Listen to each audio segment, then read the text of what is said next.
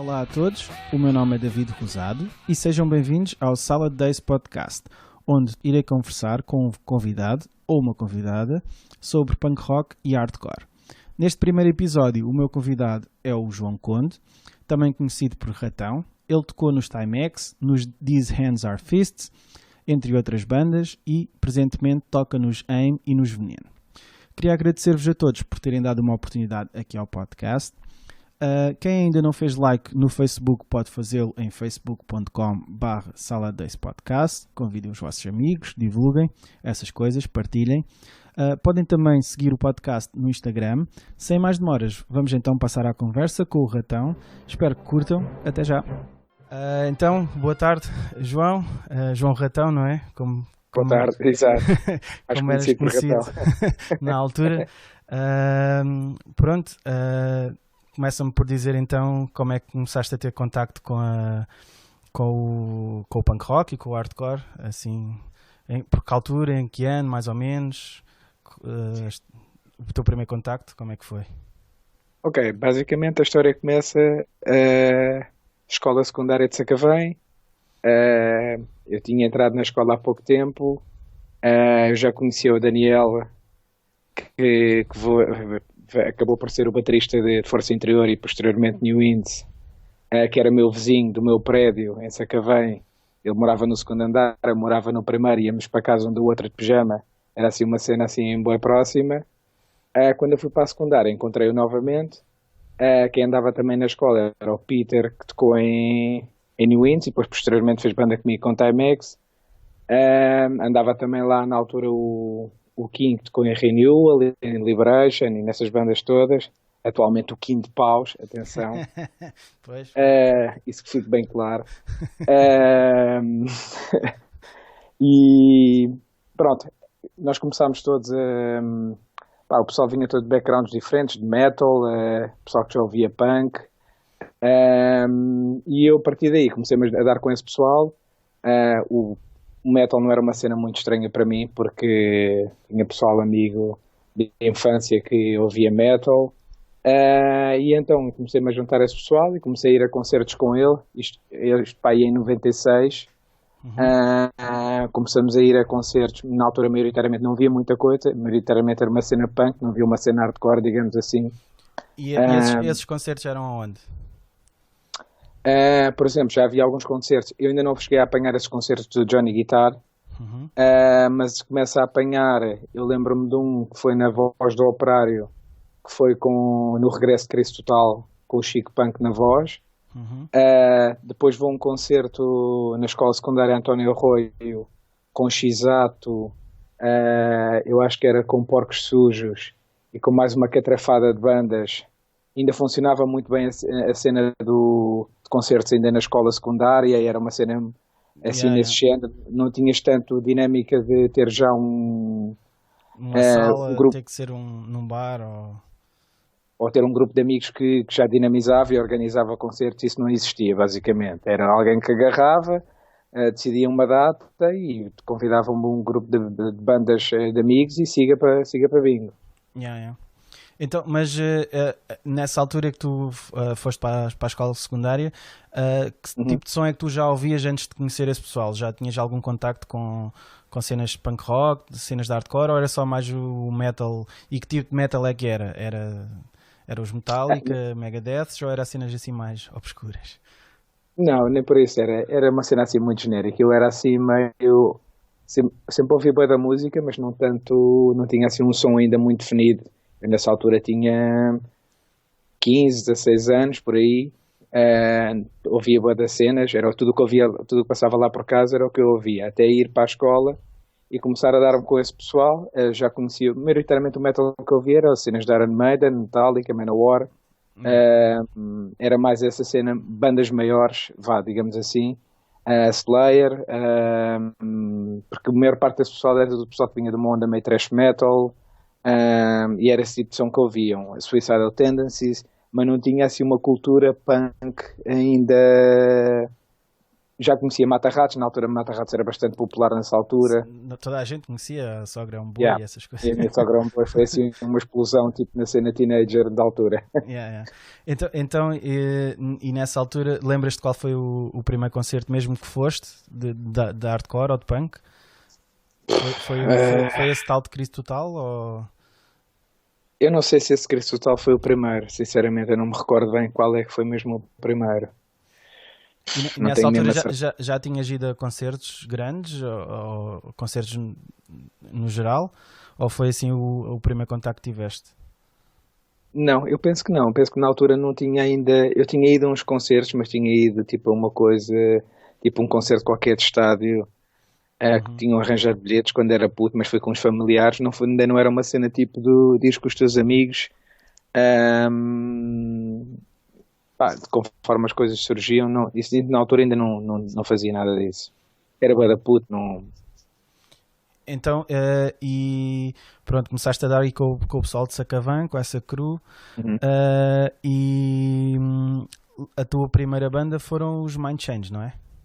Ou A tiveste alguma primeira, cena antes disso? sim, a primeira banda é Mind Change. Eu tenho umas cenas que não chegou a ser uma banda, tipo umas cenas tipo de combinar uns dias e ir fazer barulho para a garagem, cada um por si, cada um a tocar para o seu lado.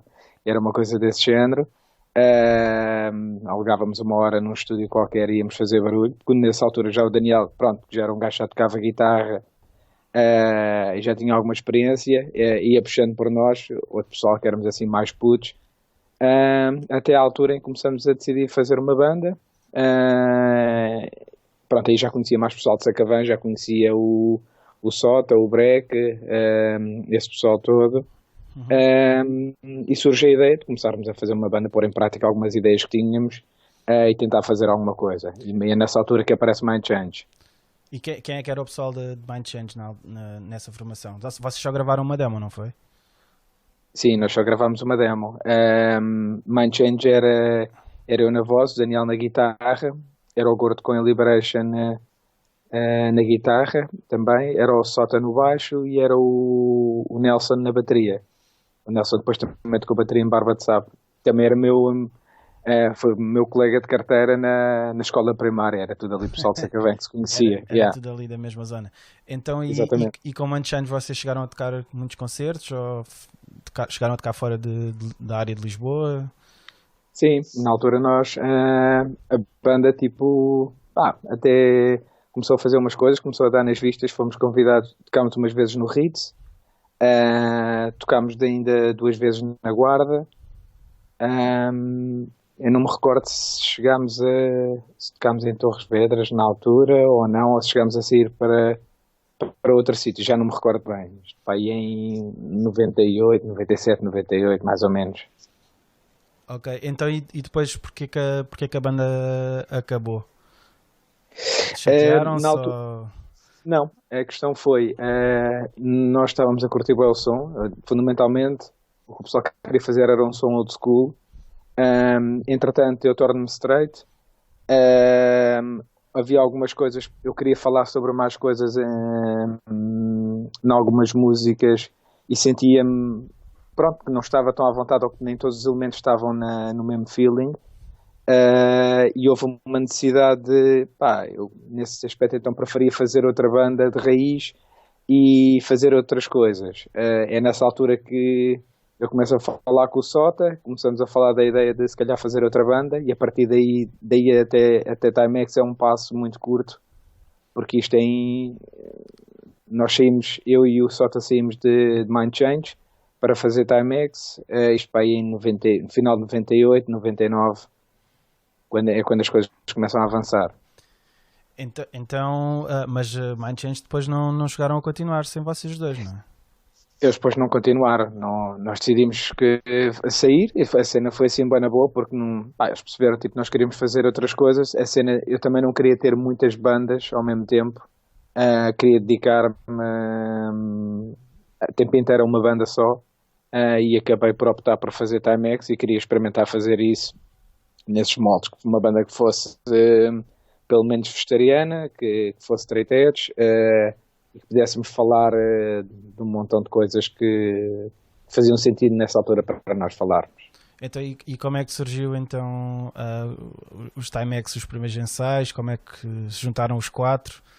De onde é que desencantaram o Congas? Pá, Timex tem algumas histórias engraçadas. Timex começa, por exemplo, o nome Timex surge um dia que eu sempre passei bué da mal com constipações.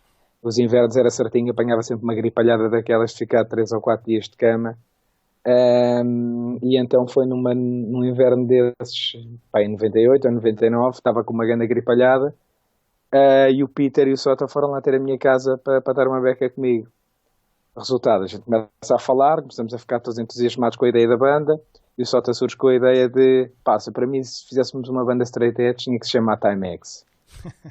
A partir daí, pronto, o nome está definido. Começamos a falar mais sobre a ideia de começar a avançar. O Peter já tinha umas músicas, a questão é que ele não tinha uma guitarra para tocar na altura, e ainda por cima o pior era que ele era canhoto, não é? Pois, canhoto é mais complicado. Então, pá, queríamos experimentar, mas não dava para tocar, íamos só fazendo umas coisas com viola de caixa, mas o feeling não era o mesmo. Resultado, falamos com o Bruno Newins, o Bruno Pires, que tinha uma guitarra lá em casa parada. Pá, como é que é, não sei o quê, não dava para emprestar essa guitarra, pôr aí as cordas ao contrário, para a gente começar a tocar. Resultado, vimos ter aqui com ele, eu agora moro em Benfica, moro pertíssimo de onde ele morava na altura. É engraçado. Fomos ter a casa dele, a casa dos pais dele, e o gajo passou-lhe a guitarra para as mãos, lá fomos nós, felizes da vida, trocar as cordas, pôr as cordas ao contrário na guitarra, e pumba, toca de começar a fazer. Aquilo era, cada acorde era um feedback, mas era brutal, era o maior feeling de... Foi uma excitação assim mesmo de putos, de... Pá, senti que podias fazer ali alguma coisa com pés e cabeça, e foi brutal. Então, e vocês gravaram a primeira demo sem terem tocado ao vivo, ou chegaram a tocar algum concerto antes da demo? Porque nós queríamos... Eu tenho a ideia que saiu a demo, surgiu, e acho que não tinham tocado nada. Não, ainda. A cena era, nós queríamos criar uma cena de impacto de aparecer, e não queríamos então revelar a banda antes dela aparecer. O pessoal já sabia que nós estávamos aí entretidos com qualquer coisa, a fazer só numa garagem. Na altura o pessoal fazia perguntas e dizia, isto é uma banda... como eu não sabia tocar nada, eu dizia que tocava baixo, o Sota tocava, era o gajo que já tinha um baixo, o Peter tocava baixo em New Windsor, dizíamos que era uma banda de 3 baixos e uma bateria. O pessoal ficava assim, o que é que se passa aqui? Estes gajos não estão a bater bem. Hardcore progressivo. Era progressivo, isto era uma cena muito à frente na época. Então, e a primeira demo, como é que foi? Gravaram na Margem Sul, não foi? No estúdio da Margem Sul? Isso foi aqui uma tarde? Pá, isso deve ter sido uma tarde, eu lembro mais que isso foi um take direto, e depois eu meti a voz, meteu-se os cores logo a seguir, e está feito, siga para bingo. Se aquilo quanto muito se teve um dia, depois outro dia de mistura, foi muito, porque na altura aquilo, as gravações não havia dinheiro nenhum, não éramos espremido ao máximo, pois. Éramos putos sem dinheiro, tipo, e também não dava para inventar muito. Também os meios em si, também de captação, também não eram nada por aí além, portanto não valia a pena inventar muito. Sim, gravamos a primeira demo e a partir daí nós começamos a tocar. Então, e o primeiro concerto foi o concerto que deram em Faro ou deram um concerto aí em Lisboa? Eu tenho a ideia que o primeiro concerto que nós damos ou é um concerto na garagem do Stamina ou é na garagem do Lobo em Sintra. Há um concerto desses que é o primeiro. Mas eu penso que o primeiro é na garagem do Stamina. Foi a primeira vez que tocámos. E logo a seguir foi quando fomos tocar a Faro. Então, e o que é que vocês acharam de receberem um convite assim para virem tocar tão longe? Na altura as cenas eram assim, nós já conhecíamos, já sabíamos que havia cena em vários sítios, pronto.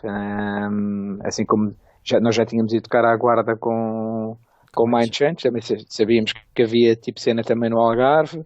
Também conhecíamos pessoal do Algarve que já vivia em Lisboa há algum tempo, como o Raikar, o Filipe, o Miguel, essa malta toda. Sabíamos que as cenas existiam, portanto, daí foi um passo de começarmos a falar e haver a possibilidade de ir tocar, mas na verdade não sabíamos. Sabíamos que havia uma banda lá em baixo, que era os Pointing Finger, que estava mais ou menos no mesmo comprimento de onda, mas daí muito mais do que isso não conhecíamos. Pronto, era o início das cenas, digamos. E que memórias é que tens desse concerto? Lembras-te de alguma coisa? Pá, o concerto tem cenas mesmo bué de engraçadas. Eu lembro-me de chegarmos lá, estarmos com o pessoal, contigo, com o pessoal que estava lá no concerto, nós fomos apresentados. Há assim como o concerto era com, eu recordo que era com panquecas. Sim, foi panquecas, Panque- foi contra-ataque, Era também de contra-ataque, Faro, exatamente. Revenge, que era uma banda do pessoal de Quarteira. Quarteira, exatamente. E era Pointing Finger, Timex, e não me lembro se havia mais alguma banda. E agora não me recordo, grande falha minha. Pronto, lembro-me fundamentalmente, tipo, haver assim um clima assim de tensão, porque havia aquela cena, eram os putos straights e era o pessoal que não era straight, e a cena era assim, fazia bué comichão ao pessoal na altura. E ainda por cima vêm estes putos agora daqui de Lisboa, armados em espertos, aqui para baixo. Lembro-me da gente estar a tocar e o pessoal começar todo a gritar quarteira, quarteira, quarteira.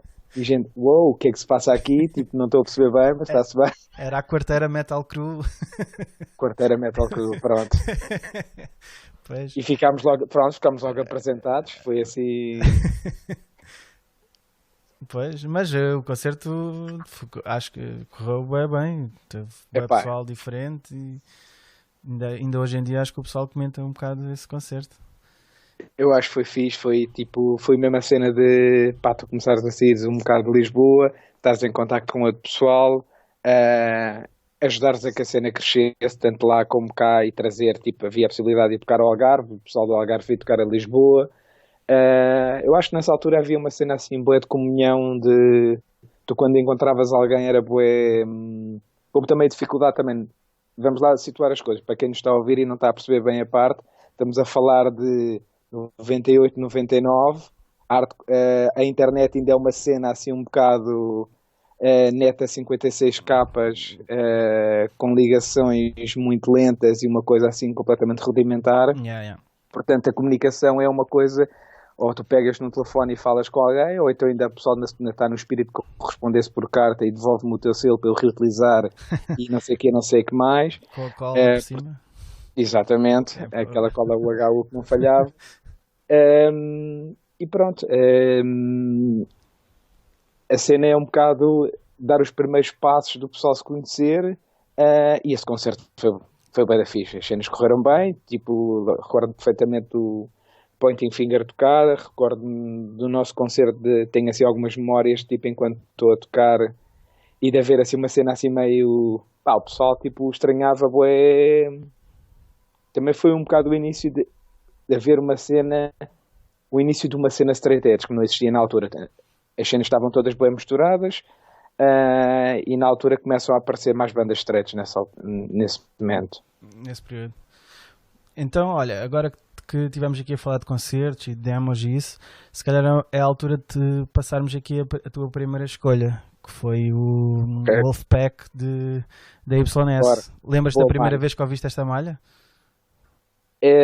Isto deve ter sido para aí numa tape qualquer que alguém me gravou de umas merdas de bossa. Eu recebia, o Daniel era assim o meu alimentador de som, tipo, arranjava-me assim uns packs Orange County, uns packs Boston, uns packs New York Hardcore, e eu ia tendo conhecimento, porque na altura nem tinha prato vinil, na altura não tinha CD, era tudo através de cassetes, então gravava cassetes e ia conhecendo as merdas a partir daí.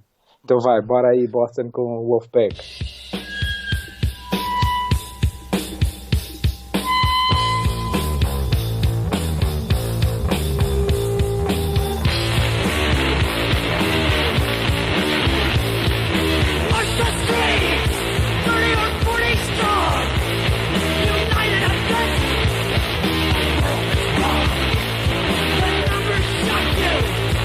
It's the truth of many armies and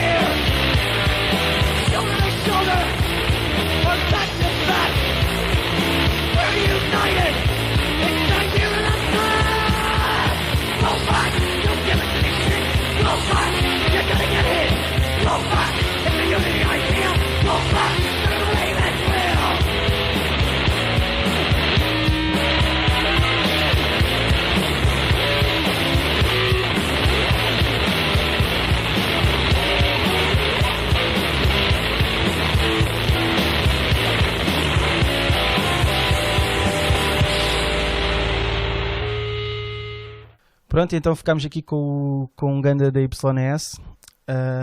E continuando a nossa conversa, na altura lembro-me que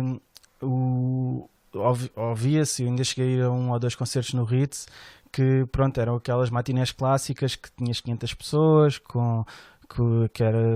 podias ter concertos com X-Ato, a Caminhoneta do Lixo, e sei lá, Liberation, e uma banda da Margem Sul ou de Linda a Velha que metia toda a gente. Sim. E isso depois acabou por morrer. E como é que foi essa transição? Tu ainda já ias a concertos nessa altura? Os primeiros concertos da Casa Ocupada? Que memórias é que tens dessa altura? Eu basicamente, puxando um bocado o filme atrás, na altura, voltando àqueles concertos que eu estava a falar no início, que eram esporádicos, que eram escolas secundárias ou alguma coletividade, ou alguém tinha algum conhecimento e a coisa avançava. Eu depois não me lembro bem como é que fazemos a ponte para a cena do Ritz, mas maioritariamente também quem organizava as coisas no Ritz eram os manos de X-Ato que tinham um contacto lá e conseguiram a sala, porque aquilo basicamente o Ritz estava parado na altura, ninguém fazia nada daquilo, era uma sala brutal, mas ninguém fazia nada daquilo, e houve a oportunidade de começar a organizar as coisas que também, pronto, a questão também era que a porta funcionava, não era tão cara o que tu tinhas que entregar ao espaço, e então permitia que nós organizássemos. Pronto. E eles também não estavam na boa, preferiam ter a sala com 100 pessoas. Normalmente eles estavam habituados a concertos com mais gente, mas preferiam ter lá 100 pessoas e ter a porta aberta do que estar sempre fechada. E então surgiu a oportunidade de fazer, só que a cena vai crescendo ao ponto de tu às tantas teres lá 500 pessoas num concerto. Lembro-me perfeitamente do concerto de Pedra da Natalzen. Se não estão 500, estão 600 ou mais, tipo, está um calor insuportável. Foi loucura. Foi a loucura total. Sim. E há os concertos de caminhoneta com o pessoal todo a saltar, uma ganda casada, e tu estares cá em baixo e vês o teto a mexer, não é? O teto a mexer, que parece que aquilo vai cair a qualquer altura. Uma cena impressionante. Mas sim, esses concertos, a única cena era que, por exemplo, isso juntava bué da pessoal, mas às vezes sentia que a mensagem não passava, e a maior parte desse pessoal, a partir do momento em que o Ritz fechou-nos a porta com a possibilidade de organizar concertos, esse pessoal esfumou-se, basicamente, desapareceu, e foi pessoal com quem eu nunca mais tive contacto. A partir daí, o Ritz fecha-nos a porta porque aquilo também estava basicamente a desmoronar-se, havia necessidade de fazer obras. Eles fecham aquilo, nós não precisamos de arranjar um espaço para continuar a organizar concertos. Eu não me lembro se nós temos depois, na altura, um sítio qualquer temporário para fazer coisas, ou se depois, entretanto, a Casa Ocupada já existia. Surge a possibilidade, porque depois o que é que acontece? Alguns de nós já estávamos por dentro da casa a fazer outro tipo de coisas. Eu lembro-me que eu, o Bruno Pires e outro pessoal renovámos a cozinha toda da casa, no sentido de começarmos a organizar lá jantares benefit para outras atividades que tinham a ver com manifestações e com outro tipo de ações nós pretendíamos fazer. E daí foi um passo para nós termos abertura para utilizar o espaço da garagem para começarmos a organizar concertos. Aí já começamos nós, maioritariamente era o pessoal Timex e outro pessoal que se juntava para ir organizando as coisas. Isto porque havia uma necessidade de arranjar um espaço que nós tivéssemos um controle total sobre as coisas e que tivéssemos autonomia para fazer. O que acontece é que quando tu tens um espaço uma coletividade ou um espaço mesmo para concertos, para música, tu estás sempre dependente da agenda deles, das condições deles, seja eles financeiras ou não, de materiais ou não. A verdade é que a Casa Ocupada, basicamente tu metias lá uma bateria, metias um amplificador de baixo, um amplificador de guitarra, um PA ou um amplificador de baixo para fazer de PA para a voz, e siga, metes lá 200 pessoas e aquilo corria brutal, não tinhas de pagar a ninguém, davas uma porcentagem à casa para continuarmos a avançar com as cenas. E nós canalizávamos esse dinheiro também para outras atividades que queríamos fazer para organizar mais concertos, para pagar bandas de fora quando vinham cá tocar e se calhar não tinhas tanto retorno, enfim, outro tipo de autonomia. Sim, mas como é que foi essa mudança? Eu lembro-me pronto, a média mais ou menos dos concertos na casa, pelo menos os que eu consegui ir, tirando talvez o que tocou Sanyasin, que nós também tocámos, que teve uma data de gente, a média baixou, nem sequer muitos deles nem tinham 100 pessoas, quando que se calhar a média do Ritz eram 200 ou sei lá, talvez mais. Sim, como é que vocês, a cena local, vocês viram essa mudança tão drástica? A cena é que, tipo, por um lado nós também tínhamos interesse em cortar um bocado com a cena, o Ritz, que tornou-se uma cena às tantas, parecia uma cena boa comercial, tipo uma cena onde já não era, o importante era estar ali bandas de música e tão pouco se as bandas tinham mensagem ou não para passar. O que para mim já não me dizia tanto, eu queria tipo bandas que dissessem cenas e que transmitissem uma mensagem. E essas bandas nessa altura já não me diziam tanto. Havia uma necessidade de cortar com isso e tu não podes obrigar as pessoas a deixar de fazer concertos. Nessa altura, se tu não te sentes bem, procuras outra solução e começas a fazer as coisas por ti próprio. No fundo, o que nós sempre aprendemos foi, se tu não estás contente, faz tu mesmo. E foi o que fomos fazer. Surgiu a cena de organizar na casa, o de ser tanta gente. O que é que acontece? A verdade é que a casa, como tinha um aspecto sujo, e às vezes a verdade é que estava cheio de cagalhões de cães e cheirava bué da mal, verdade. É verdade. E isso podia ser um ponto positivo ou negativo, depende do ponto de vista de cada um. Pronto, resultado. Aqueles que eram mesmo verdadeiros à cena e queriam continuar a participar, queriam continuar a fazer coisas, o cheiro ou o mau aspecto não era importante. Resultado. Na casa, o espaço da casa, 200 pessoas, aquilo estava a abarrotar, não cabia mais gente. Era impossível meter mais gente dentro do espaço dos concertos, mais do que 200 pessoas. Ou seja, para a cambada de putos que queria participar e queria fazer merdas na altura, era mais que perfeito, percebes? Yeah. E isso para mim nunca foi se calhar outras pessoas pensaram, ia passar do Ritz para a casa ocupada, que horror. Tipo, isso não acontecia. E só mesmo quem não estava por dentro do underground e não percebia as cenas, achava que isso era mau. Não, isso foi um ponto positivo. Foi uma oportunidade de nós começarmos a controlar as coisas. Para já também não pagávamos as passos, que basicamente muitas vezes também são quando aperceberam que estes putos de chinelo no pé conseguiam meter 500 pessoas num concerto com concertos a cobrar a 1000 escudos e ainda faziam um bom dinheiro. Eles começaram a pensar, vamos começar a subir aqui a percentagem porque nós queremos ganhar dinheiro com estes putos. E a partir desse momento nós começamos a cortar e começamos a fazer as coisas noutro sentido, percebes? Então, isso foi mais ou menos por volta de 2000, 99, 2000, 2001, talvez. Sim, talvez. A ideia que eu finais de tenho 2000, sim.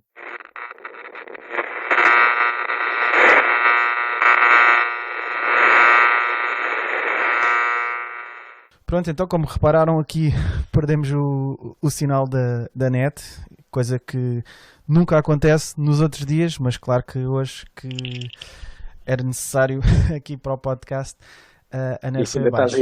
Ainda estás aí com a net a 56 capas? É o que dá. Com a net a 56 capas era impossível fazer isto a esta hora, se não pagava um dinheirão. Pronto, aproveitamos esta pausa então para passar a próxima malha, que é a New Direction dos Gorilla Biscuits. Boa, grande concerto, boa malha. Então vá, vamos passar. Siga. Pronto, depois de ouvir estas cornetas e esta descarga de energia, grande clássico. acho que é a música mais clássica. É o início de disco mais clássico de sempre. Não sei o que é que eles tinham na cabeça para pôr aquelas cornetas, mas o que é certo é que ouves aquilo e é logo arrepios em todo o lado. Quando tu consegues dar o nome daqueles a uma banda, a partir daí tudo é válido. Exatamente. Bom, seguindo em frente, então na altura, pronto, Timex gravou a demo, tocaram por aí. gravaram um EP, penso, se não estou em erro. E como é que foi a primeira tour que fizeram em 2001, não é? 2002. 2002. Ah, ok. Então fizeram. Foi por volta da Páscoa, talvez? Exatamente. Pronto. Eu sei isso porque as bandas estão. Timex e Pointing Finger estão mais ou menos em paralelo. Então, Sim, exatamente. vocês fazem uma cena, a gente também fez uma cena mais ou menos na mesma altura. Então vocês foram em tour em 2002, já com o Rafa, não é? Exatamente. E nós acabámos por ir no verão de 2002. Então, e como é que foi nessa altura a tour? Que memórias é que tens? Como é que foi marcar esses concertos todos? Quanto tempo é que foi? Epá, O que é que te lembras dessa altura? sim, epá, é assim, olha, vou-te explicar mais ou menos como é que a cena surge. Nós tínhamos a primeira demo, isto ainda nos tempos da casa ocupada, estávamos a falar da casa. Exato. Ahm, Quem é que vem tocar? Eu acho que é Strength Approach que vem tocar a Lisboa à casa ocupada e que vem com o Paulo, que vem na tour com eles. E que nós ficamos amigos. Entretanto, há um festival em Espanha, eu vou com o Peter e com o Rafael e mais o Rafael, o Brazuna e o Bruno Pires, vamos para, eles na altura tinham aquela distribuidora de som. Vamos ver um festival ao País Basco. Estava lá também ele e começamos a falar mais uma bequinha e da possibilidade de começar eventualmente os gajos curtiram o Timex e a possibilidade de lançarmos um disco. Ou seja, esse é o início do que veio a ser a segunda demo em EP que saiu pela Cana Records Itália. Uhum. E a partir daí começamos a falar a possibilidade de organizar uma tour. Então a tour era assim uma ideia recambulesca, que nunca ninguém percebeu bem como é que aquilo aconteceu. Então a tour estava a ser organizada pela AGA, que era uma bacana da Eslováquia, que nos estava a marcar as datas, tinha uma booking agency e tinha bué de contactos e estava a organizar as merdas. Então a cena era ela ir ter com o Paolo a Itália e virem numa carrinha, que ele tinha uma carrinha que tinha comprado para organizar tours, vinha-nos buscar a Lisboa e fazíamos a tour a partir daqui de Lisboa. E pá, sim. Não ficava Não nada barato. Mas daquelas cenas, tipo, nunca ninguém me percebeu bem como é que aquilo ia funcionar e que tinha tudo para dar merda, estás a ver? Mas Pois. nós putos, bué de ingênuos, isto vai ser brutal, bora. Resultado, a dada altura a bacana deixa-nos responder, nós tínhamos algumas datas já tínhamos confirmadas, mas metade da tour não estava nada confirmado. Nós ficamos assim um bocado na mão porque ela deixa de nos responder e na altura, voltando à história da internet a 56 capas, nós já mandávamos uns e-mails de vez em quando e tentávamos combinar as coisas por e-mail. A cena da carrinha borrou, resultado, a história que nos contaram foi que o bacana com quem ele tinha, o Paulo, com quem ele tinha comprado a carrinha, fugiu com a carrinha, desapareceu não sei para onde, já não havia carrinha para ninguém e nós estamos para aí que a tour é para acontecer em finais de março, inícios de abril, no período da Páscoa, férias da Páscoa, por causa da universidade e essas cenas. Sim. Nós estamos para aí no início do ano, ainda com as coisas mais ou menos marcadas, sem carrinha. O que é que a gente faz? Ou agarramos no que temos e começamos a fazer por nós mesmos, ou então vamos ficar aqui a lamentar-nos toda a vida por não ter ido e podia ter dado e não sei o quê. E então, como sempre, toca de arregaçar as mangas, bora lá organizar esta merda. Começamos a entrar em contacto, a marcar as merdas. Fundamentalmente aqui o Sota, bué proativo nestas merdas, conseguiu organizar, marcar algumas datas, outras aproveitar o que já estava marcado. Mas um bocado às escuras, nós não sabíamos se estavam mesmo marcadas ou não, ou se estava só alinhavado, sabes, quando tu... está bem, eu marco disso, mas tipo, ainda não tens nenhuma data, nem que bandas é que tocas, nem como é que é tipo de comer, e quando se vai haver guide, se não vai haver, se há dormida, não há dormida, nada disso. Sim, sim. Então algumas datas nós não tínhamos puta ideia do que é que ia acontecer. Já temos as coisas mais minimamente organizadas, começamos a tratar do merch, procurar carrinhas para alugar, conseguimos arranjar uma carrinha minimamente com preço aceitável. Depois nenhum de nós tinha cartão de crédito para chegar à frente. Para a calção da carrinha. Resultado, tivemos que arranjar aí um algarvio marafado para chegar à frente. Zé Raikar, bora, traz o cartão de crédito do teu pai, chega-te à frente que a gente vai em tour, seja o que Deus quiser. Aliás, aposto que foi a única razão para o terem convidado aí. Claro, porque o gajo só queria ouvir música, som que não interessava a ninguém, aquele barulho que ninguém percebia. Portanto, os converges e afins. Exatamente. Mas daí é um passo, tipo, as cenas correm bué depressa e lá vamos nós para uma carrinha, bora lá conhecer a Europa, porque a cena brutal da carrinha a cena das tours era tu poderes viajar pela Europa, éramos putos, não tínhamos dinheiro, queríamos conhecer as cenas, ouvíamos falar do pessoal da Polónia, pessoal da Alemanha, mas pessoal que a gente não fazia puta ideia quem era, não era? Era tudo bem desconhecido. E então tu metes-te numa carrinha com um grupo de amigos e vais direto com mapas impressos da net, assim, e comprámos um mapa da Europa, aquele clássico, quase GPS, qual carapuça. Mas pronto, as cenas correram bué da bem. Foi muito engraçado porque como é que uma cambada de putos consegue se organizar, meter-se numa carrinha com instrumentos. Então há peripécias mesmo engraçadas na altura. Há que perceber que estamos em 2002. Felizmente já há o euro e não há tanto dinheiro para cambiar, mas há países que não têm ainda o euro, então tens que andar a fazer câmbios. Sim, mas, por exemplo, e a grande parte das fronteiras estavam abertas, mas outras não. Outras não. É muito, muito mais complicado.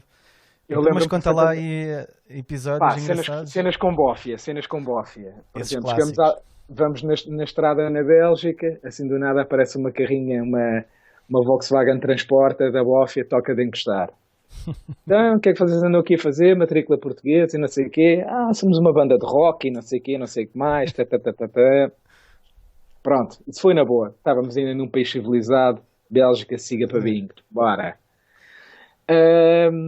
Depois, nós vamos para a Alemanha, ficamos uns quantos concertos, vamos para a Alemanha, temos um day off nós queríamos bem tocar em Münster, no Skaters Palace, da Teach, mas não conseguimos, que era um sonho, tipo, eu tenho uma tábua da Teach, então era o meu sonho, tipo, ir tocar ao Skaters Palace, mas a cena não se concretizou, porque nesse dia era um domingo e os gajos não organizavam lá nada, no domingo, então acabamos por fazer um day off, ficamos em casa do Seb Dicecore, que foi um ganda bacana, deixou-nos lá todos a rushar lá em casa dele, comermos e não sei o quê, para depois no outro dia fazermos tempo para arrancamos de madrugada para a Polónia, direitos a Varsóvia, 600 km pela frente, uma estrada completamente em linha reta, então passamos a fronteira para a Polónia, começamos assim uma beca a andar na estrada. Autoestradas não existem, atenção. Pois, nessa altura Isso não. Existe. Isso não existe. Na Polónia não. Na Polónia não existe, tem atualmente uma autoestrada, mas um pouco mais que isso. Nós começamos a ver uma estrada nacional e vêm carros tipo na tua direção, mas vêm na berma. E às tantas começas a ver carros no meio da estrada, mesmo no eixo da via. No Peter naquela, que é esta merda, meu, que este gajo está no meio da via, meu, vou ter que me desviar, o gajo vai me bater. Mete-se para a direita, para a berma. Às tantas, ao fim de um bocado, começa-se a perceber que, uma vez que tu não tens autoestrada, mas tu tens necessidade de ultrapassar, resultado, toda a gente circula na berma, seja da direita ou da esquerda, e o meio serve para ultrapassar. Pois. A regra é esta. Começas logo a perceber, ok, isto é à vez. Criámos aqui uma faixa mais uma extra de um momento para o outro. Ficamos no concerto na Polónia, em Varsóvia, brutal. Conhecemos o Robert Refuse, ganda bacana, 5 estrelas. Fica aí logo outro contacto para a possibilidade de um dia lançarmos um disco com ele. Depois, lembro-me de uma história engraçada. Quando estamos a voltar da Polónia, voltamos à Alemanha, acho que é para um concerto outra vez na Alemanha. Mal saímos da fronteira da Polónia, passa um Audi A6 por nós, mete-se à nossa frente, descaracterizado, levanta uma cena a dizer stop, é vermelho, e um braço de fora de um bofe a dizer encosta. Manda-nos encostar, a gente tipo, o que é que se passa aqui? Não sei o quê, os vossos passaportes e não sei o quê, agarram-se lá ao portátil, começam a confirmar, então o que é que vocês andam aqui a fazer? Como nós não temos assim um ar assim meio duvidoso e não sei o quê, podem seguir caminho. Era o Raikar. Era, claro. Depois, há uma cena bem engraçada. Nós, quando vamos tocar um concerto em Viena, na Áustria, e a seguir é para irmos para a Eslováquia para tocar em Bratislava. Bratislava, na altura, não fazia parte da União Europeia, tu tinhas que passar a fronteira, tinhas que apresentar passaporte. Então o truque da fronteira é logo meter a tralha toda encostada à porta da carrinha, que é para quando eles mandarem revistar, eles abrem a porta, aquela merda começa a cair por todo lado, roupa suja, t-shirts, não sei o quê, sacos de cama por todo lado, eles começam a ver que isto são putos todos mal enjorcados, ponham-se mas é mexer daqui para fora, já nem querem revistar nada. Yeah. Porque o que é que se passava? O pessoal tentava agarrar, tipo, taxar uma data de merdas, tinhas de ter uma folha onde dizia quanto é que custava a guitarra, quanto é que custava a bateria, quanto é que custava o amplificador, se tu trazias marcha ou não trazias, tudo o que fossem valores exorbitantes para o país na altura, tu tinhas que pagar taxas sobre isso. Pois. Resultado, tivemos que, pronto, alterar um bocadinho os valores das guitarras, um bocadinho o valor dos baixos e essas cenas, espetar com o marcho todo dentro do ombro, e esperar que nada acontecesse. Levávamos como ressalva um bacano eslovaco connosco na carrinha para nos ajudar a passar a fronteira. Resultado, nós chegamos à fronteira, nessa altura, como toda a gente sabe, as nossas matrículas têm a insígnia do país e depois tem o ano de fabrico do carro na lista amarela, certo? Sim, sim. Nós chegamos à fronteira, como na Alemanha o que vem na matrícula é o ano do seguro, ele acha que aquela data é a data do seguro. Que naquele caso é o fabrico do carro, a carrinha tinha para aí uns 4 ou 5 anos, então que ele achava que o seguro só estava válido, já não estava válido há 5 anos. Poças. Então começa a embirrar, e ali um ganda 31, às tantas lá conseguimos, acho que ele nos farta de nós, porque nós, percebe que nós não desistimos, só que nós não podíamos esticar muito na conversa, nem exaltar-nos, porque senão o gajo carimbava-nos o passaporte proibido de entrar na Eslováquia e tu não entravas por qualquer que fosse a fronteira. E então lá conseguimos entrar. E a gente assim, ele diz-nos só assim, vais ver que isto ainda não fica por aqui. E a gente, está bem. Bem dito, bem certo, passado 5 km, isto porque da fronteira da Eslováquia, entrando pelaquela fronteira até Bratislava, são para aí uns 30 km distante. É muito perto. Passado 5 km, outro carro a mandar-nos encostar. Aí é que foi a revista. Os gajos abrem as portas, começa a cair material por todo o lado e não sei o quê. Ok, isto era para aí, era de madrugada. Vá, ponham-se a mexer que a gente já não vos quer aturar mais. Pronto, siga. Diretos a Bratislava. Mais histórias, assim, história brutal de sempre. O gordo a conduzir era a maior comédia de todas, Rafael Madeira era o maior. Era o gajo que, tipo, que o Peter até se passava, porque em vez de carregar no acelerador continuamente e conduzir de uma forma regular, não, ele achava que eu acelerava a fundo até às não sei quantas rotações, depois largava o acelerador. Quando aquilo voltasse mais ou menos até aos 90, eu carregava outra vez no acelerador a fundo, até voltar a uma velocidade fixe e largava o acelerador. Então era a coisa mais horrível, tu ires dentro do carro, alguém que está constantemente a acelerar e a desacelerar, acelerar, desacelerar. Era horrível. Sim, imagino o Depois, Peter a confusão naquela cabeça. Já a ferver mesmo. Já a espumar da boca. Já a espumar-se todo. O Rafael entrar em contramão numa fronteira, já não lembro se é na Áustria ou onde é que é, que a bofe ali mesmo à nossa frente e ele entrar em contramão. Essa também foi boa. Mas vocês só fizeram só uma tour com Timex ou chegaram a fazer tour outra vez? Não, nós fizemos só uma tour. Na altura, sim. Nós tínhamos um convite para depois irmos, porque nós éramos para editar a seguir fazer um lançamento nos Estados Unidos com o Nick da Third Party e com uma editora do Brasil, já não me recordo se era a 7 Life ou outra. Perdão se me esqueço, mas já não me lembro mesmo. Houve a possibilidade de fazer isso, então a ideia era fazer uma tour nos Estados Unidos e uma tour no Brasil, mas entretanto depois a banda dissolveu-se, a coisa ficou por terra, assim como em 2003 nós éramos para ir cá no Fluff Fest. Tínhamos o convite, estava tudo mais ou menos tratado, mas entretanto depois a banda não andou para a frente. Então a banda acabou em que ano? Te recordas? Foi em 2003? Em 2003, em 2003, sim. Um ano depois da tour, mais ou menos. Então houve alguma razão assim especial? Chatearam-se? Agora é a altura de saber os podres todos. Não, por acaso não. Tanto não nos chateámos e não houve ninguém que caísse, por acaso também não. Tanto o pessoal, todo o pessoal que faz parte da banda continua a ser straight e vegetariano, pelo menos.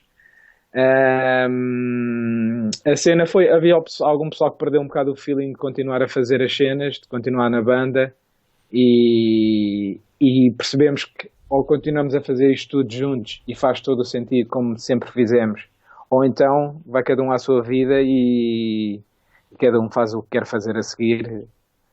Na altura não estávamos já não tínhamos o mesmo feeling que tínhamos enquanto banda e achámos por bem ficámos por aqui. Em vez de estar ali a arrastar uma coisa que não. E andar a arranjar membros substitutos que depois não estavam no mesmo comprimento de onda do que nós queríamos fazer e que a química que nós já tínhamos. Então é preferível, vai cada um à sua vida, depois logo se vê se algum dia podemos voltar a fazer qualquer coisa, logo se vê. Yeah. Pronto, então agora que estamos aqui nesta parte assim mais triste do fim, de acabar a banda e tal, vamos ouvir uma malha dos Smiths, pode ser? para ir aqui na onda. Então a malha que tu escolheste foi o The Boy with the Thorn in His Side, não é?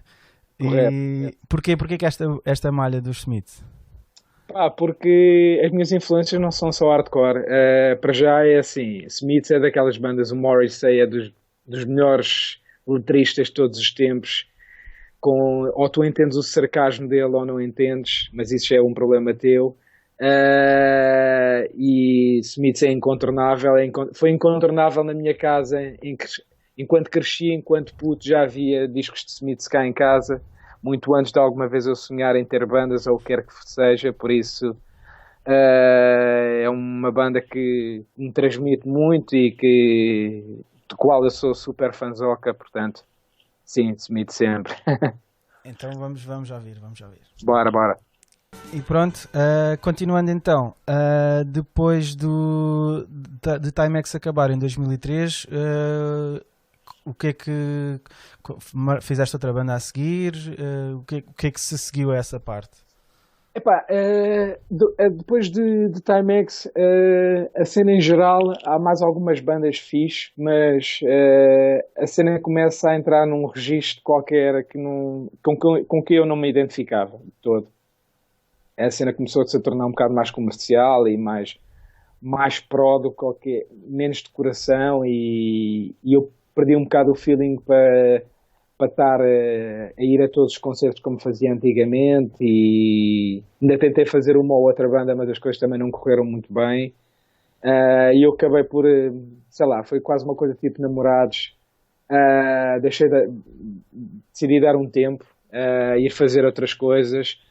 Na altura também tinha acabado o curso da universidade, tipo, só tinha trabalhinhos de merda que me consumiam imenso tempo e tinha pouco tempo livre para fazer o que quer que seja.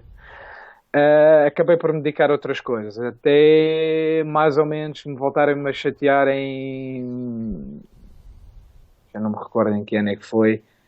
Comecei a fazer Worth a Fight com o pessoal de Sacavém outra vez e a partir daí outras bandas que surgiram. Worth the Fight lançou ainda um split, não é? Sim, lançou uma demo, e depois lançou um split com My Rules. Que também tinha pessoal de Sacavém, não é? O Peter. Sim, tinha o Peter, sim, e outro pessoal de outros sítios. E depois, mas em Worth the Fight tocavas baixo, não era? Sim, eu na altura estava, não sei, estava muito colado ainda com a ideia de Timex e não sei, acho que pessoalmente não estava ainda muito interessado em voltar a cantar e ter a necessidade tipo, de escrever e queria só tocar e também nunca tinha tocado em nenhuma banda, nenhum instrumento. Queria também tentar aprender alguma coisa e fazer algo de novo. Na altura a minha motivação passava um bocado por aí. Entretanto, e ainda por cima tínhamos o Alex para cantar, que era tipo 200% de energia, um feeling brutal. Portanto, estava mais que bem entregue a voz, portanto, deixei-me de ficar pelo baixo, até depois de aparecer Dizendo Zarfice, então aí comecei outra vez a pensar em pegar no microfone novamente. E tens ideia, recordas mais ou menos quando é que foi essa altura? Em que ano é que foi? Dizer Our Fists? Pá, isso já é em 2005, mais ou menos, 2006, mais ou menos nesse período, sim, 2005, E, e, 2006. e então recorda lá aqui o pessoal que já não se lembra e o pessoal que também não conhece, quem é que tocava nessa banda? Epá, o Earth of Fight era o Alex a cantar, era eu a tocar baixo, o Sérgio de Sacavém na guitarra e o puto Johnny a tocar bateria. Um, Dizendo Zarfice era eu a cantar com o Brett na bateria, o Tintin e o Alex nas guitarras e o puto time de Tondela no baixo. Um best-of então. E É, com Dizendo Our Fists, chegaram então a lançar também outra vez um disco pela Refuse Records, não foi? sim. Um CD. E chegaram a dar muitos concertos. Eu tenho ideia que não tocaram assim tantas vezes ao vivo. Não, Estou a banda errado? não foi propriamente assim muito ativa. O Earth of Fights ainda tocou alguns concertos, algumas cenas fixe. Dizemos Arfice, era uma banda, pronto, como tinha, o que acontece é que nesse período o pessoal também já tem outra idade, já tem trabalho, já não está na universidade e assim, acaba por não ter tanto tempo e não tinha tanto tempo para a banda como com outras bandas com quem eu já tinha no passado.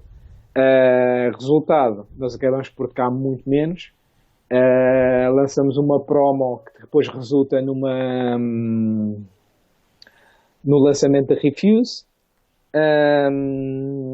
Depois surge a possibilidade de gravarmos mais uma cena e lançarmos. Ainda chegámos a gravar, mas depois a banda acabou por não continuar. Então, Isto porque. Sim, diz. diz, continua. Isto porque eu, entretanto, pá, andava a trabalhar, como estava a dizer, tinha muito menos tempo para a banda do que o que tinha. Antigamente, eu comecei a meter na cabeça que curtia a ideia de ir para Londres e de sair de Portugal e fazer outras coisas diferentes. E então em 2008 eu passo para Londres. Pá, eu não acabei com a banda, mas eu ao sair, isto pelo menos quem está em bandas possivelmente entenderá o que eu estou a dizer. Eu não acabei com a banda, mas a banda sentiu que, saindo o vocalista, não se sentia com vontade de continuar a arranjar outra pessoa para agarrar o microfone, com um feeling diferente ou não, mas não estava muito aí numa de continuar nesses moldes. E a partir daí a banda acaba por terminar também. Então, mas há músicas gravadas que não chegaram a sair, então, não é? Há 5 músicas que nunca chegaram a sair, que eu, quando tiver tempo, quero ver se mete isso num Bandcamp, também para disponibilizar para o pessoal, para meter as letras, porque tem umas letras fixe e é um som fixe. E é fixe o pessoal ter acesso a esse tipo de cenas. Então, quem sabe, quando isto for para o ar, isso já não está aí, já não põe Boa, aí o link. Até era bem jogado sair ao mesmo tempo. Não. Vamos fazer aí uma. Sim, vamos fazer um. Vou-me comprometer contigo a pôr isso a andar e meter isso online com algumas músicas do lançamento da Refuse e com esse álbum que nunca chegou a sair, pôr isso disponível para o pessoal poder aceder. Então é aqui o primeiro exclusivo do podcast. Então, e essa fase que tiveste em Londres, como é que isso correu? Tiveste lá muito tempo? Epá, Londres foi aquilo que eu pensava que poderia ser, uma coisa assim um bocado. Aquele clima é muito deprimente para o Tuga. Tu, como algarvio, tu passavas completamente lá. É muita chuva, um clima muito estranho. As cenas profissionalmente também não correram exatamente como eu gostava que tivessem corrido, mas foi uma boa experiência, experiência de vida, fundamentalmente conhecer uma realidade diferente, adaptar-te, também crescer enquanto pessoa, porque também é importante. Também foi a primeira vez que saí da casa da mamã para me fazer à vida como um homenzinho. E isso foi giro, teres de saber desarrascar para ti próprio. E mais, a única coisa que eu tive acesso lá em Londres, o que ajudou também à minha depressão foi a possibilidade de ir ver Verse ao vivo, mas foi já naquele declínio de Verse, que foi, o concerto foi horrível, foi das piores coisas que eu já vi na minha vida, infelizmente. Estava com altas expectativas, eu adorava Verse, conhecia as letras de trás para a frente e o concerto foi uma coisa mesmo. Tipo, eles estavam com tanta vontade de lá estar como eu, sei lá, de me meter dentro de um banho de água gelada. Então foi anticlimático, então.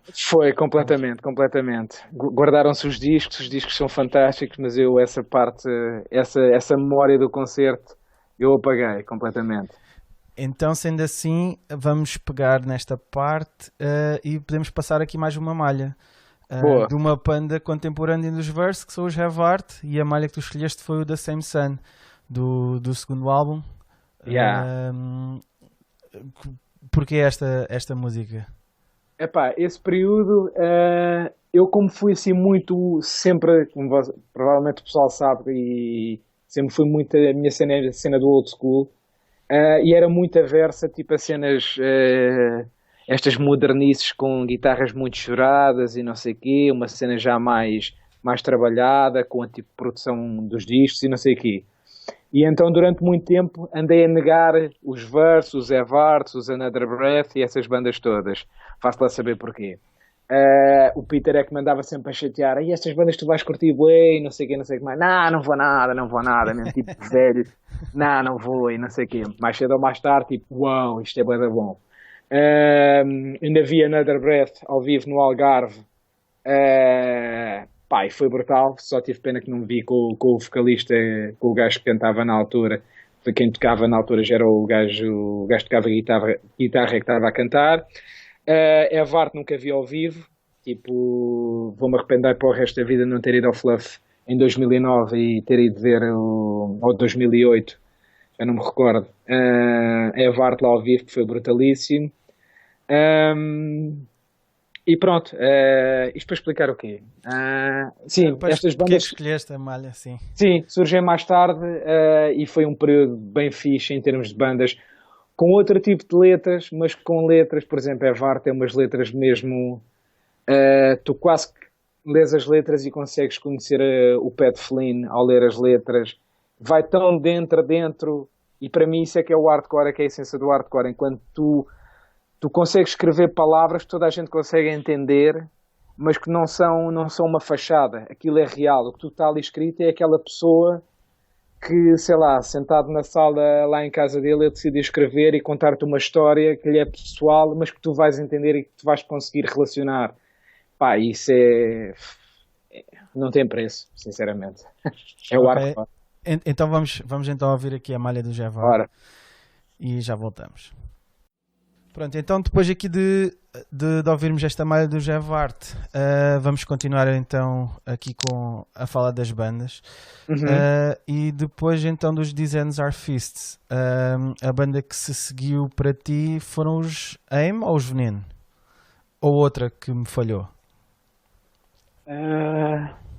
Aliás, voltando um bocadinho atrás, estamos a esquecer aqui de uma banda ou de um projeto ou o que é que seja que não chegámos a falar, que são os Barba de Sapo.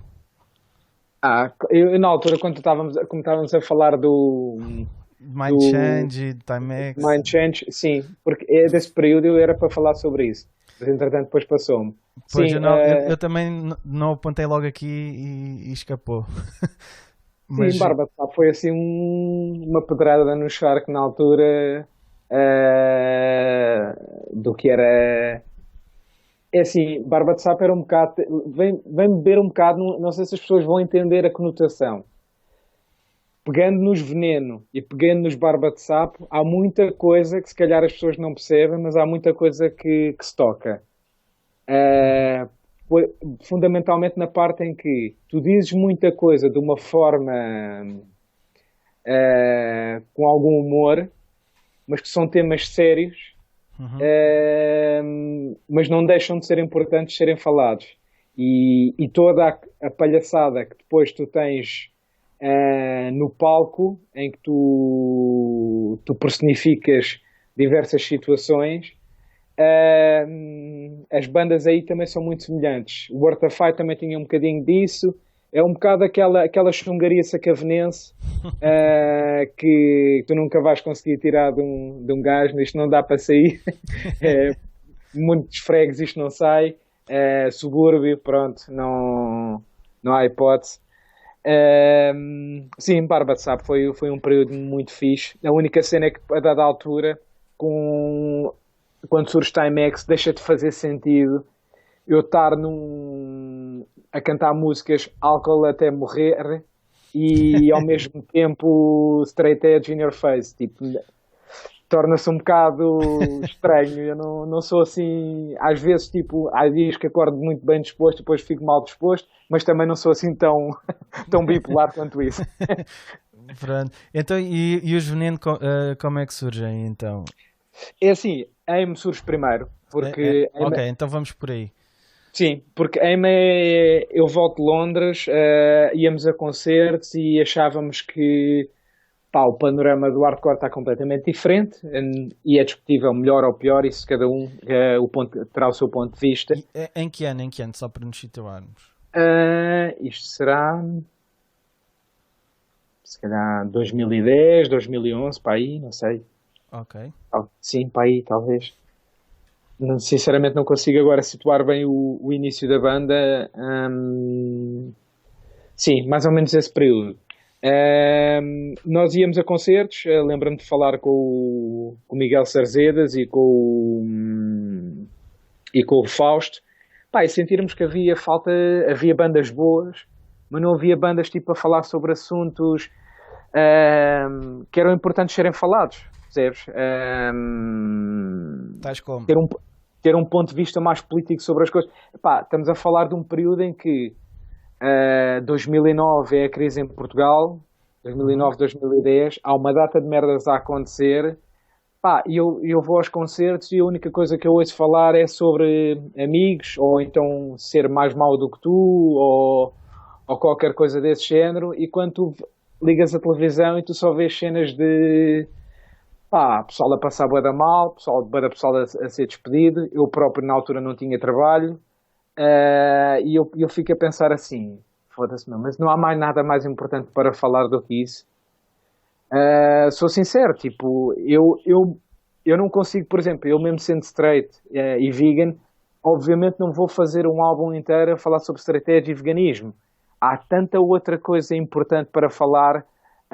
Tu de certeza que has de ter um amigo que passou por uma situação complicada, tu tens necessidade de falar sobre isso, tens necessidade de deitar para fora, e de certeza que alguém do outro lado que vai ouvir essa música ou ler essa letra irá identificar-se com isso. Portanto, acho um bocado estranho tu não pegares nessa matéria e transformá-la numa letra de uma música. Mas pronto, quem sou eu para criticar quem quer que seja, mas o que eu senti foi, se eu acho que não existe e eu quero quero voltar a tocar e a fazer coisas, vou eu pegar e vou eu, entre aspas, pegar nessa personagem e vou eu interpretar esse papel, ao fim e ao cabo. Uhum. A partir daí começamos a sentir a necessidade, começamos a falar mais sobre isso de uma forma mais aberta e mais séria. Falamos com o Jorge para tocar guitarra e a partir daí arrancamos com o AM, começamos a ensaiar e a fazer coisas. Então nessa altura a banda eras tu na voz, o Miguel Sarzedas na bateria, o Fausto no baixo e o Jorge na guitarra, não é? Exatamente. E com essa formação gravam a demo. Exatamente. Que é a única cena que têm editado até agora. Exatamente. Ok. Na altura o que acontece nós estamos a trabalhar nas músicas, a cena da AIM sempre foi não haver regras do ponto de vista tipo da criação musical, não queríamos um som definido, queríamos experimentar tudo e deitar tudo fora o que não nos interessasse depois no final, mas não pôr de parte à partida, não dizer isto vai ser só som old school e como som old school só vai ser isto. Não, a ideia era fazer coisas, pegar nos backgrounds também, vínhamos todos backgrounds diferentes. uns de uma cena melódica, uns de uma cena mais metal, outros de uma cena mais punk, outros de uma cena mais old school, e então sentíamos que, uma vez que não estamos todos no mesmo barco e todos temos influências diferentes, porque é que não vamos pegar nisto e tentar fazer alguma coisa diferente, talvez original ou não, porque também ninguém está a inventar a roda, não é? Mas queríamos tentar fazer alguma coisa diferente. Só que, como putos cepos que não tocam nada de jeito que somos, a dada altura as coisas começam a ser areia a mais para a caminhonete. E começamos alguns ensaios em que uma pessoa começava a fritar e não conseguia criar nada, não conseguia encontrar soluções para as ideias que tínhamos até ao ponto onde já tínhamos avançado. Veneno surge nessa fase, num ensaio em que bora lá fazer uma coisa qualquer, então o Jorge saca de algibeira aquelas músicas todas. Eu nesse ensaio, eu nem tinha ido, nem sei porquê, não sei se ou por trabalho ou por outra coisa qualquer, não tinha ido a esse ensaio. Então estes cabrões no ensaio fazem quase o que foi a primeira demo de Veneno sozinhos. O Fausto ficou de fazer umas letras e ficaram de apertar comigo para me meter no baixo. Eu na altura nem estava muito numa, porque eu também tinha pouco tempo livre e não queria ter mais uma banda. Mas como aquilo ia ser sempre um projeto paralelo e que nós íamos fazer quando quiséssemos e quando nos apetecesse, eu disse, pá, bora, que se lixe. E a partir daí Veneno surge. Resultado, Veneno, como tinha uma cena muito mais imediata, não só em termos das letras, e como surge, gravas e de um momento para o outro já estás a tocar, e o pessoal sente uma empatia grande com a banda pela cena também das letras serem bué diretas, ou tu odeias ou adoras, não há ali meio termo. Então a partir desse momento a banda cresce rapidamente. A única coisa é que, pronto, para nós aquilo acabava por ser sempre um projeto paralelo e nós queríamos dedicar mais tempo a AIM e não tanto a Veneno. Neste momento Veneno não está parado, nós continuamos a fazer as coisas, só que torna-se difícil a partir do momento em que pronto, como quem nos está a ouvir provavelmente sabe, o Jorge saiu de AIM e automaticamente também saiu de Veneno, porque eram exatamente as mesmas pessoas só trocadas no instrumento que tocavam. Tivemos necessidade não só de arranjar alguém para tocar guitarra em AIM, como também depois conseguir alguém que tocasse guitarra e tivesse no mesmo feeling muito específico de Veneno, que essa era a parte sempre mais difícil. E tem sido até à data, até ao ponto, até o Fausto atualmente ter aprendido a tocar guitarra e já começa a fazer músicas e a fazer outro tipo de coisas. Portanto, nós não sabemos quando é que Veneno volta a arrancar, mas não está parado. Nós continuamos a trabalhar e a fazer coisas e temos uma pica enorme para Veneno, porque é aquele nosso escape e aquele nosso momento em que nós podemos fazer basicamente o que nos apetece, onde não há muitas regras, não há muitos limites. AIM, estamos, ainda ontem estive a gravar mais umas vozes numa pré-produção da nova cena que vai sair, para breve, esperamos. Eu só lamento que a AIM tem sido uma banda um bocado azarada, num ponto de vista em que ou é por algum motivo de falta de tempo, ou é por tentarmos gravar num sítio que depois não funciona e que nos atrasou o processo, ou porque já gravámos, mas depois estamos quase no ponto de vista, na ideia de voltar a gravar, e há uma pessoa que sai da banda e temos que voltar basicamente à estaca zero. Então tem sido uma banda um bocado azarada nesse aspecto, e às vezes parece que pronto, as pessoas que não nos conhecem, que não lidam diariamente connosco, se calhar pensam, esta banda está mais morta que sei lá o quê. Não, pronto, se calhar em certo ponto. Sim, mas acabaram acabaram por acontecer certos episódios um bocado fora do vosso alcance que tiveram que fazer o reset e começar mais ou menos do zero várias vezes, e pronto, acho que exatamente, e foi um bocado do género, nós não vamos desistir, aconteça o que acontecer, esta banda vai para a frente. E eu sou sincero, outras pessoas facilmente teriam desistido perante as adversidades que nós já tivemos em tão pouco tempo de banda. Mas a vontade de querer fazer coisas e e de nos sentirmos bem no que estamos a tocar e nas coisas que temos implementado e que temos introduzido nas músicas novas, fazem com que, pá, nós não podemos desistir, nós temos que pôr isto cá fora. Seria quase injusto e até mesmo um desperdício brutal não gravar e continuar a avançar com isto, percebes? Sim, De sim. certeza que tu que tens bandas e outro pessoal de certeza que nos ouve e que já teve em bandas, percebe exatamente o que eu estou a dizer, em que tu sentes que, pá, eu não posso deixar isto, seria quase um crime eu deixar isto na gaveta. Isso aconteceu-me, já senti isso quando foi aquelas músicas que já me comprometi de meter no Bandcamp, agora não posso falhar, estou lixado. Designs are Senti fixe, que, dizendo Arfice, não quero que isso fique na gaveta também, percebes? Isto tem que andar para a frente. E o Diogo está a tocar e está cheio da pica, tem um puto cheio da pica e isso tem sido fixe, tem sido auto boost em termos de energia para também nós andarmos para a frente. E é assim, ir trabalhando a pouco e pouco, também dentro do tempo que nós temos. Também nesse período de ano eu fui pai, a minha filha agora já tem 3 anos, isto tudo misturado com bandas e trabalho e tudo ao mesmo tempo, acaba por tu não teres tempo para o tempo que tu gostarias de dedicar-te à banda, que ela exige. Por ter uma banda, às vezes as pessoas que estão de fora acham que é só tocar ao vivo e é muito giro, mas as horas que tu perdes, quando és tu que fazes tudo, pagas uma garagem, que ensaias, que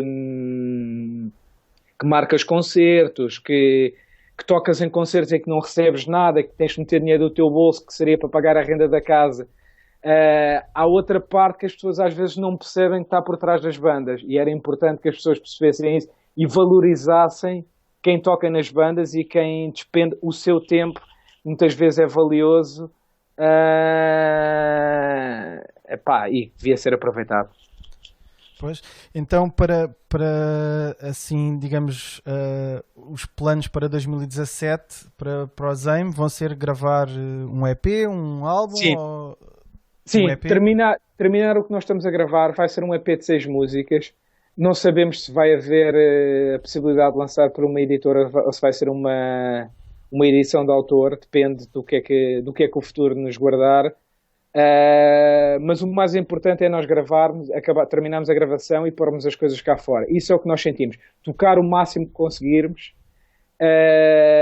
Veneno, voltar ao ativo e voltar a tocar e gravar, porque temos também uma data de músicas na gaveta, no forninho ali a aquecer para saírem e não queremos deixar passar também. E sim, continuar ativo, continuar a fazer coisas eu organizo concertos com a Nova Vaga, com o Fausto e com o Miguel, continuar a fazer benefits, continuar a fazer coisas e pôr Portugal no mapa, organizar concertos, outro tipo de eventos, continuar a mexer, fundamentalmente.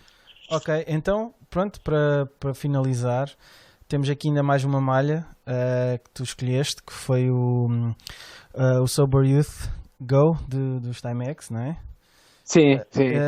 E já agora, porquê esta malha? Essa malha tem uma história curiosa. Essa malha não era para existir no EP. Aquilo foi daquelas coisas de ir para a garagem, para o estúdio. Sim. E estamos a falar de ir para o Bom Barral, para a casa do João Buga. Ir lá gravar umas cenas, numas condições mesmo punk hardcore. E nós começamos a pensar, temos aqui uma letra e tinha aqui uma música ainda na calha, vamos aqui experimentar fazer qualquer coisa. E a cena sai, há uma cena tipo, eu mando aquele grito ao início, que obviamente não é com aquele efeito, que depois o Buga mete ali um efeito, um ganda reverb, que aquilo parece quase os Manowar ou qualquer coisa desse género.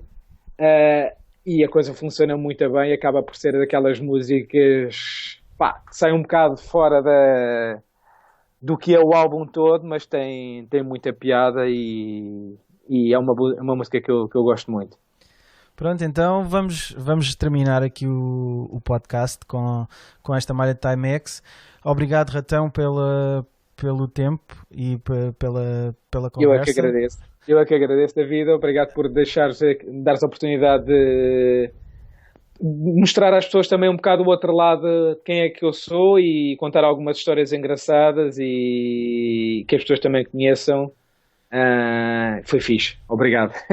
E fica aqui a promessa que havemos de conversar novamente, se calhar não focando tanto aqui nas bandas. A nossa conversa foi um bocado mais à volta das bandas e do teu percurso nas bandas, mas se calhar também conversar sobre outras coisas. Sim, seria interessante, sim. Ok, então, obrigadão. Fica a aguardar o teu convite. Obrigado, David. Um grande abraço. E vamos ficar então aqui com a malha dos Timex. Força aí. Força.